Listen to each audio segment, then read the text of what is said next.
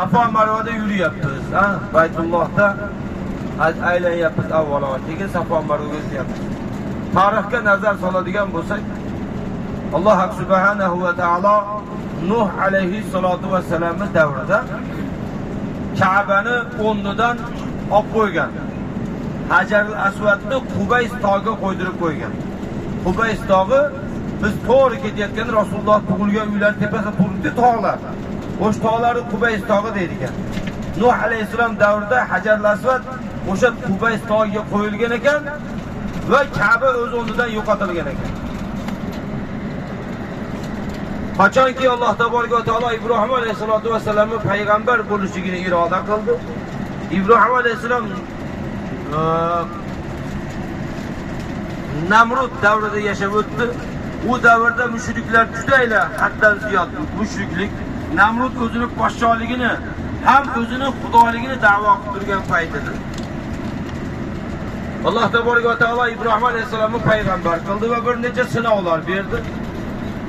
Ibrohim alayhisalom oshiqi Alloh bo'lgan, Allohga juda oshiq bo'lgan. Ammo farzand avvalda ko'rmagan. Sora onamiz bilan yashab yurgan, farzand ko'rmagan. Misrlik Hojar onamizga uylanganda, Misrlik ayoli Hojar onamizdan Alloh taolo bir o'g'il farzand ato qilgan. Lekin bu sinovni boshlangan. O'g'il berdi, yosh katta bo'lganda o'g'il berdi. Ammo ko'rdi farzandi o'g'il ko'rgan paytda Alloh taolo Ibrohim alayhisalomga: "Ey Ibrohim, ayoling Hojar bilan o'g'ling Ismoilni o'sha cho'lga olib borib, atrofi tog'lardan iborat bo'lgan cho'lga borib tashlagin va orqangga qaramasdan qaytgin" deb amr qildi. Mana shu amrni ijrosini amalga oshirish uchun Ibrohim alayhisolatu vasallam Hojar onamiz bilan Ismoil alayhisalomni hamma yo'g'i tog' bilan o'ralgan o'rtaga olib borib qo'yib qo'ydi. Hech narsa orqasiga qaramay ketayotganida Hojar onamiz hijolat bo'lib: "Ey eri qarab, eri endi qayerga ketyapsiz? Hech kimsasiz yo'q joyga bizni tashlab ketasizmi?" Bu yerdagi fikr Sora onamizni aytgan gapi bilan tashlab ketyapsizmi, Sorani gapi bilan? Endi eri kundoshi, yoki Allohda amrini bajaryapsizmi? Agar Allohda amri bo'lsa, boshingizni qimillatib qo'ying. Alloh taolo nima dedi? Hojarni o'sha hech kimsasiz cho'lga ashaga tashlagin, orqangga qaramay qaytding. Orqasiga qaramay kelayotgan Ibrohim alayhisalomga o'sha gap aytildi.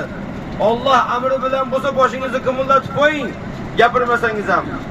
Allohda amri bilan deb Ibrohim alayhisalom boshini qimillatib ketaverdi. Bitta ko'rgan farzandini o'sha joyga tashlab ketdi, hech kimsasiz edi. Hojar onamiz suv tugadi, chanqoq olib keldi. Bola Ismoil alayhisalom yig'layapti. Oyog'ini yerga tepib yig'layapti. Shunda Hojar onamiz atroflarga qaradi, bu yoqda qaradi, bu yoqda suv yo'q. Safo tog'iga qarab yugurgan ekan. Biz yurayotgan Safo tog'i. Safo tog'iga qarab yugurdilar. Chiqib qaradilar, suv yo'q. Marva tomonga qaradi, suv ko'ringanga o'xshadi. Marva tomonga qarab yurgan ekan. Shu joyda bitta qoida bor. Biz Safo Marvada yashil chiroqda hojigalar yuguryapmiz, ayollar yuryapti. Mana shu joyda Hojar onamiz yugurgan joyi bor ekan. Yugurgan joy bunday pastlik bo'lgan ekan, bunday chuqurlik bo'lgan ekan. Bolasi balandlikda, bolasiga Ismoil alayhisalom go'dakka yig'layotgan go'dakka bunday qarab qo'yar ekanda, quzg'unlar, hayvonlar biror nima hayvon ziyon yetkazib qo'ymasin bolamga der ekanda, o'sha chuqurlikka yugurib tushar ekan, yugurib chiqar ekan. O'shancha o'shada biz yuguryapmiz ekan. O'shada yugurib chiqib, yugurib naribatga o'tib, bolasiga bir qarab, Marva tomonga yurar ekan. Marvaga bordi, suv yo'q. Marvadan qaradi, Safo. Safoga qarayapti, suv ko'rinyapti. Yana Safo kelyapti. Yana Marvaga boryapti. Safo kelyapti, Marvaga boryapti. Yashil chiroqda bechora Hojar onamiz chanqoqdan biz u salqinda Safo Marvaga yursak sovqotib ketyapti. Oyog'imizga tapchqa kiyib olyapmiz muzdayligidan. Lekin Hojar onamiz issiqda, bolasini ishqida, Allohda amri buyurgani uchun bajaryapti deb Xudodan sabr va matonat tilab.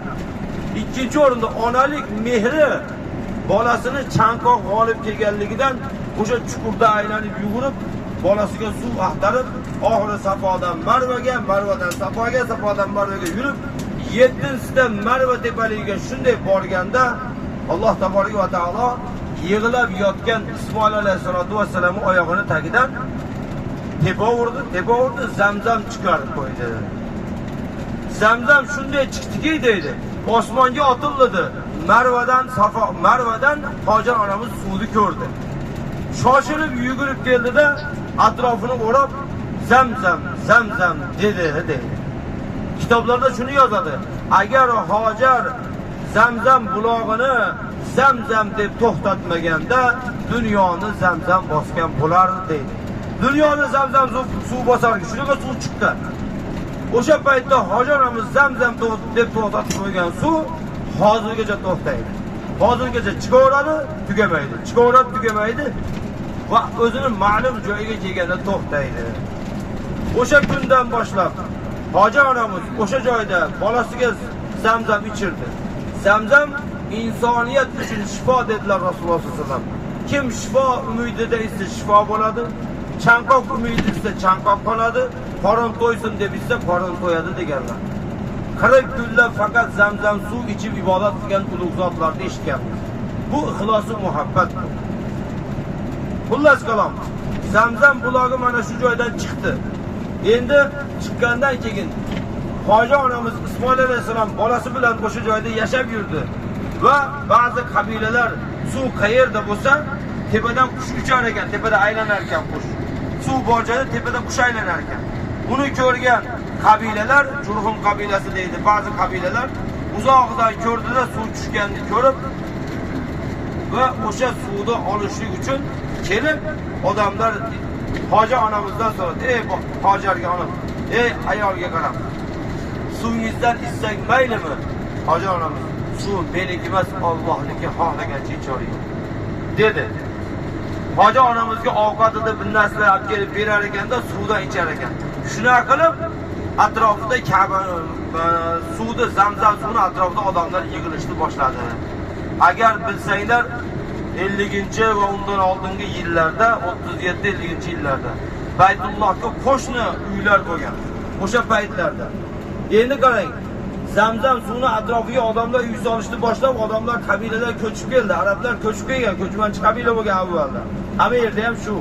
Ko'chib kelib, suv bor joyda hayot bor, odamlar to'planish boshladi. Qachonki Alloh tabolak va taolo Ibrohim alayhisolamga kelishligini amr qilganda, Zamzam suv chiqqan joydan 20 metr oldinroqda, 20 metr janubni quyosh botadigan tomonda nima deydi? Janub deydimi?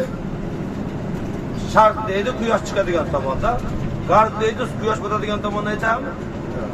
Xullas kalom. O'sha quyosh botadigan tomonga teskari tomon, ya'ni hozirgi Baytullohning eshigi tomonga ko'rasizlar-da. Shu eshigi tomon.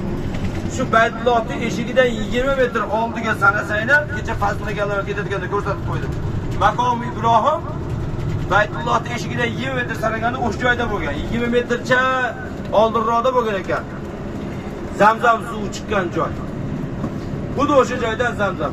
Demak, Ibrohim alayhisolatu vasallam keldi, Alloh amr qildi, bir bulutni soya soldirib qo'ydi va farishtalar ibodat qiladigan Baytul Ma'mur bor osmonda. Shu Baytul Ma'murning tagida Alloh taolo Baytullohni qurishni Ibrohim alayhisolamga buyurdi. Hech kimsasiz yo'q cho'l joyda Hojar onamiz Ibrohim alayhisolam Allohning amri deb tashab ketdi. Tashab ketgan joy avvaldan muqaddas bo'lgan makon edi. Ka'ba-i muazzama o'sha joyga qurilgan. Chunki avvalda Ka'ba o'shada edi. Yerni kindigi mo'tabar joy, odamlar tavof qiladigan o'sha kundan boshlab Ka'ba qurildi. Ibrohim alayhisolatu vasallam esa Ka'baga odamlar chaqirdi Alloh ta'miri bilan va butun jamiyat alhamdulillah biz ham bu mo'tabar joyga keldik. Allohga shukr va maqtovlar bo'lsin. Mana shu bilan taqdiri ilohiy. Shuning uchun bitta narsa bor ekan. İnsoniyatni peshonasiga bir yaxshilik bor, bir yomonlik bor. Boshida bir qiyinchilik bor, og'irchilik bor. Shuni hammasi Xudodan. Shuni bilib qo'yamiz. Hammasining orqasida hikmat ilohiy bor. Ibrohim alayhisalom o'g'li Ismoil alayhisalomni zo'rga ko'rgan farzandini va yaxshi ko'rgan yosh ayolini tashab qo'ydi. Hech kim yo'q joyga. Nima uchun? Xudo buyuryapti deb.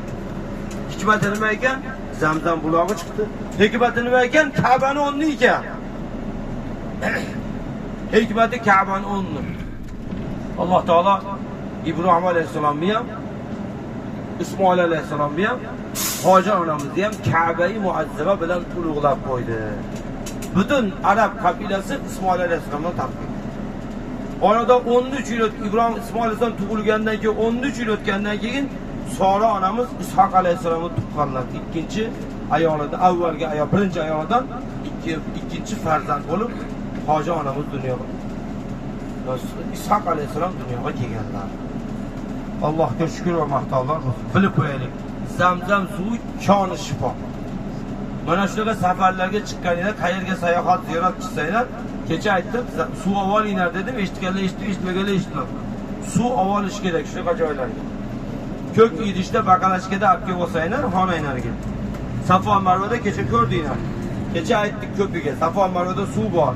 O'sha yerlardan baqalashkaga quyib olib, olib kelib xonada ichinglar. Ancha muncha tahorat qilgan g'usul ustiga pokiza badaninglarga quyib yuboringlar, boshinglarda bo'laveradi, hech narsa bo'lmaydi. Va tinmay o'sha suvdan ichib turinglar. Koni shifo. Yangi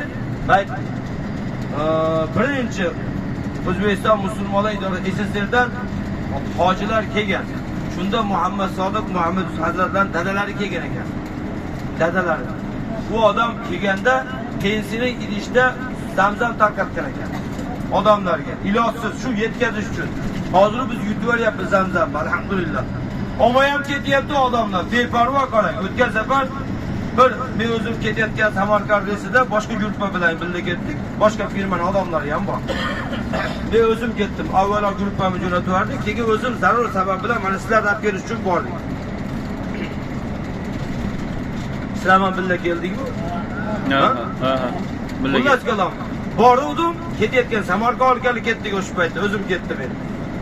Shunda odamlar zamzam ololmabdi. Chunki reys tiqilib qolgan, zarur bo'lgan, ular keliblar zamzam olgan ulgurmagan, pasportni zo'rga bilet olishga ulgurgan ketib yuborgan, jo'natib yuborgan.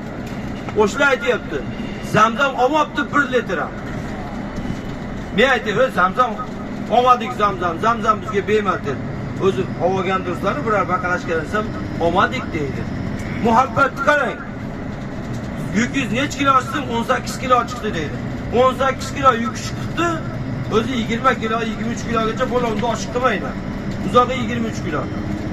Shu zamzam bir idishda ham zamzam muhabbati yo'qda, hech narsa yo'qda ma'na.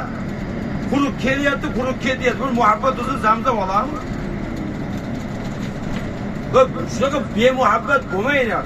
Zamzamni muhabbat bilan ichinglar, bu Xudoning bizga bergan ne'mati bu. 1 litr ham zamzam olmabdi ya dedim men. Shunaqa ham bir ixlossiz bo'lmaydi. İçiyoruz kerak, zamzam ichish kerak. Aytdik o'tgan safar ham. Zamzam shifo. Endi shifoligini qarang buni. O'sha Muhammad Sodiq Muhammad Hazratdan dadalari hajga kelganda pensionida tarqatgan. Bir kun kelgan odam ertasiga yana kelibdi. Hali odam kelib Hazratdan dadasidan yana zamzam bering deb so'rabdi. Qolganlarga bergan u desa, kecha keluvdingiz-ku deyapti ekan Hazrat dadasi. Kecha keluvdingiz-ku deb endi bir gapirib kelib qolgandir-da bu ham. O'zi uyga kelgan mehmon bunday deyish og'ir. Lekin kecha ham keluvdingiz deb so'rabdi desa, Hazrat dadasi aytib beryapti ekan. Bo'lgan voqea. Meni kelinim Duduq'dir. Duduq ekan kelini, Duduq'dir. Kecha olib bergan zamzamingizni olib bordim-u, kelinimga shuni ichib ko'ringchi, shoyat yaxshi bo'lsangiz deb berdim deydi. Debdi. Berishim bilan zamzamni ichi bilan tili burroq bo'lib ketdi. Balkim ayollarda o'sha holati ham yaxshidir aslida. Lekin dono gapiradigan bo'lib ketdi. Takirab gapiradigan bo'lib qoldi. Bu Xudoning qudrati shifo. Shunday shifo berdi.